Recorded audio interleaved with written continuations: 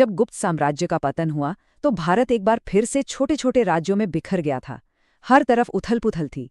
लेकिन इसी दौर में एक ऐसे सम्राट का उदय हुआ जिसने अकेले दम पर पूरे उत्तर भारत को एक झंडे के नीचे लाकर खड़ा कर दिया। तो चलिए आज जानते हैं इसी महान शासक सम्राट हर्ष की कहानी। सकलोत्तरापथेश्वर, ये शानदार उपाधि थी सम्राट हर्षवर्धन की। और ये सिर्फ एक नाम नहीं था, ये उनके शासन के शिखर का प्रतीक था। एक ऐसी उपलब्धि जिसने उन्हें इतिहास में हमेशा के लिए अमर कर दिया।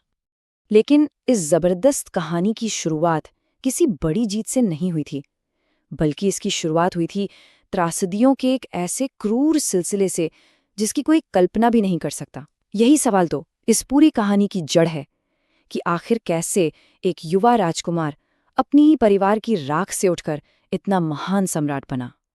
तो चलिए कहानी के उस हिस्से में चलते हैं जहां एक राजकुमार को जिंदगी के सबसे बड़े संकटों ने एक महान सम्राट बनने पर मजबूर कर दिया। जरा सोचिए, सिर्फ 1 साल के अंदर एक के बाद एक 5 भयानक झटके। पहले पिता का निधन हुआ, फिर मां सती हो गईं, बहनोई की हत्या कर दी गई, बहन को बंदी बना लिया गया और फिर बड़े भाई को भी धोखे से मार दिया गया। सिंहासन खाली था, परिवार बिखर चुका था और राज्य दुश्मनों से घिरा हुआ था। इतने बड़े संकट में युवा हर्ष के सामने एक लगभग नामुमकिन चुनौती खड़ी थी। और ऐसे में उनके एक मंत्री ने उनसे कहा, ये आंसू बहाने का नहीं बल्कि दुश्मनों का खून बहाने का समय है। ये सिर्फ एक सलाह नहीं थी, ये एक ललकार थी। और बस इसी एक पल ने शोक में डूबे उस राजकुमार को एक दृढ़ निश्चय योद्धा में बदल दिया। और यहीं से शुरू होता है हर्ष के उस विजय रथ का सफर जिसने आने वाले सालों में उत्तर भारत का नक्शा ही बदल कर रख दिया। हर्ष ने अपने दुख को रणनीति पर हावी नहीं होने दिया। उनका सबसे पहला काम था अपनी बहन को बचाना, जिसे उन्होंने ठीक सती होने से पहले विंध्याचल के जंगलों में ढूंढ निकाला। फिर उन्होंने दुश्मनों से बदला लेने के लिए एक बहुत ही चतुर गठबंधन बनाया और कन्नौज को अपने राज्यों में मिलाकर उसे अपनी नई राजधानी घोषित कर दिया, जो कि एक मास्टर स्ट्रोक था। अब जरा इस सेना के आकार का अंदाजा लगाइए। 1 लाख पैदल सैनिक, 60,000 युद्ध हाथी और 50,000 घुड़सवार। ये सिर्फ आंकड़े नहीं हैं, ये वो ताकत थी जिसके दम पर हर्ष ने एक एक करके अपने दुश्मनों को हराया और बिखरे हुए उत्तर भारत को फिर से एक सूत्र में पिरो दिया। उनका साम्राज्य उत्तर में हिमालय से लेकर दक्षिण में नर्मदा नदी तक और पूर्व में बंगाल से लेकर पश्चिम में गुजरात तक फैल गया।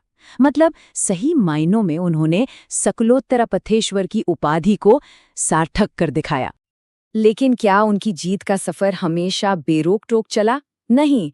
ऐहोल अभिलेख हमें बताता है कि जब उन्होंने दक्षिण की ओर बढ़ने की कोशिश की तो नर्मदा नदी के तट पर चालुक्य राजा पुलकेशन द्वितीय ने उन्हें रोक दिया। ये उनके गौरवशाली सैन्य जीवन की एकमात्र बड़ी हार मानी जाती है। एक महान शासक की पहचान सिर्फ जंग के मैदान में नहीं होती। तो एक योद्धा के तौर पर तो वो महान थे, पर एक राजा, एक प्रशासक के तौर पर कैसे थे? क्योंकि हर्ष की विरासत सिर्फ लड़ाइयों तक ही सीमित नहीं थी। इतने बड़े साम्राज्य को चलाना कोई बच्चों का खेल तो है नहीं। हर्ष ने एक बहुत ही कुशल प्रशासनीय टीम बनाई थी। हर विभाग के लिए एक प्रमुख था, जैसे युद्ध और शांति के लिए अलग मंत्री, सेना के लिए अलग। और यही वो व्यवस्था थी जिसने 40 से भी ज्यादा सालों तक उनके विशाल साम्राज्य को स्थिर रखा। अब हर्ष की धार्मिक पहचान की बात करें तो वो बहुत ही दिलचस्प है। जन्म से वो एक कट्टर शैव थे, भगवान शिव के उपासक। लेकिन बाद में चीनी विद्वान ह्वेनसांग के प्रभाव में आकर वो बौद्ध धर्म के भी एक महान संरक्षक बन रहे। उन्होंने कभी एक धर्म को दूसरे पर थोपा नहीं, बल्कि दोनों का बराबर सम्मान किया। हर्ष के राज में सिर्फ तलवारें ही नहीं चलीं, बल्कि कलम और ज्ञान का भी खूब विकास हुआ। वो सिर्फ एक राजा नहीं, बल्कि खुद एक बहुत बड़े विद्वान और लेखक थे। उन्होंने नालंदा जैसे विश्व प्रसिद्ध विश्वविद्यालय को 100 गांवों का राजस्व दान में दे दिया था। और उनके दरबार में बाणभट्ट जैसे महान कवि भी थे। और उनकी दरिया दिली के किस्से तो मतलब कमाल ही हैं।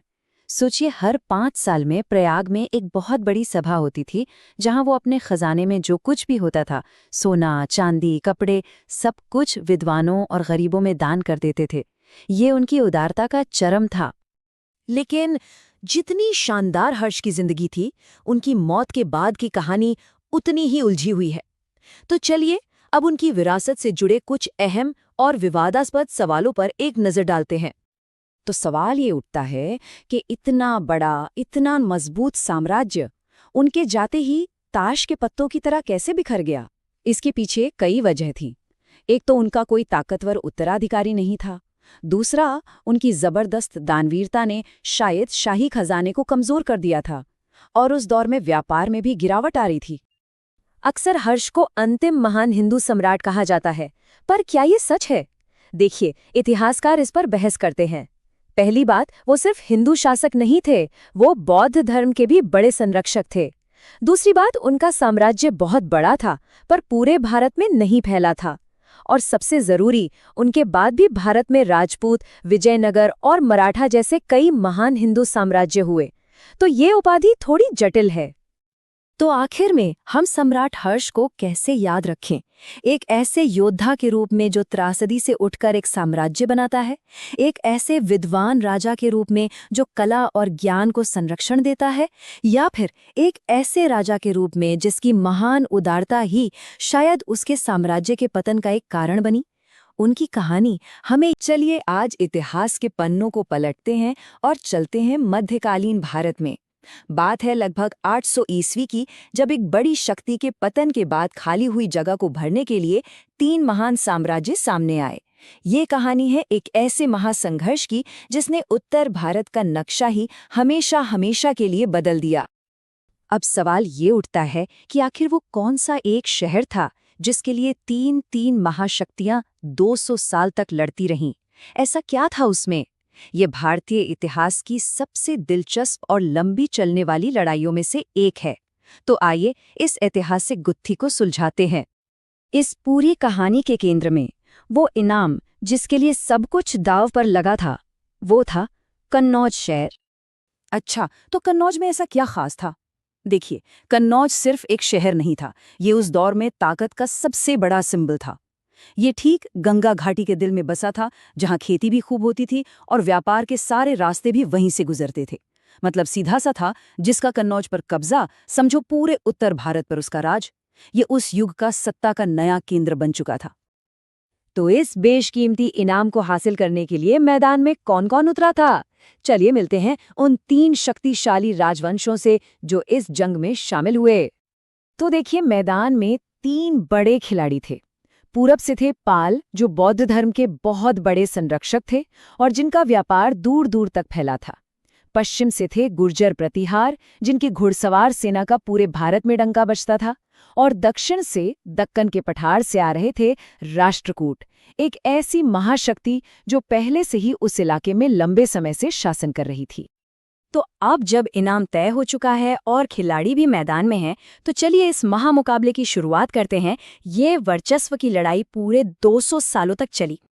ये 200 साल किसी रस्साकशी के खेल से कम नहीं थे।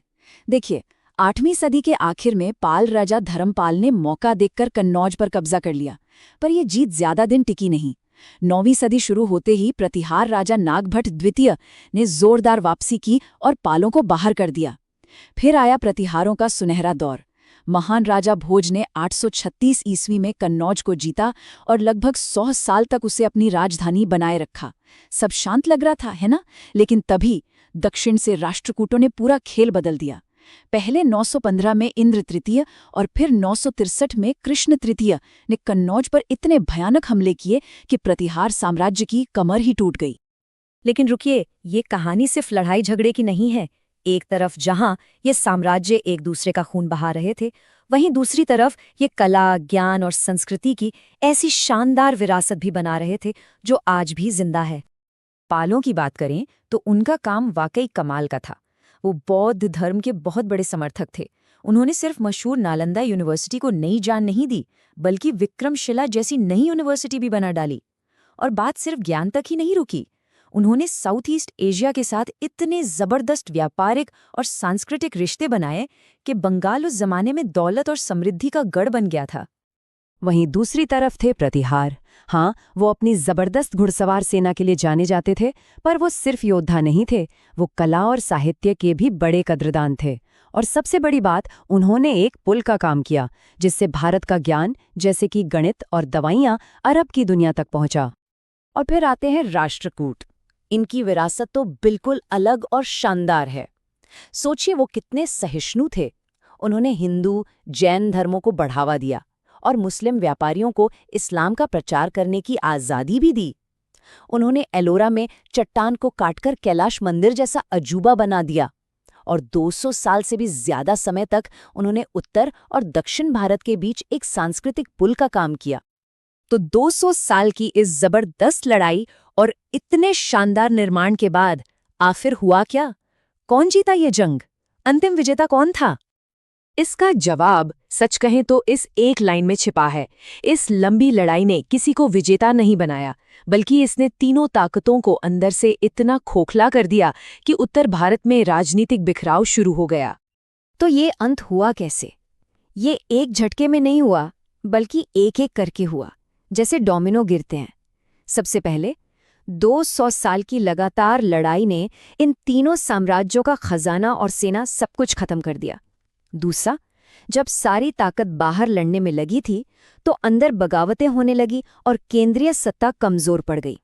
तीसरा, जैसे ही ये तीन बड़ी मछलियां कमजोर हुईं, पूरा उत्तर भारत छोटी छोटी आपस में लड़ने वाली रियासतों में बिखर गया।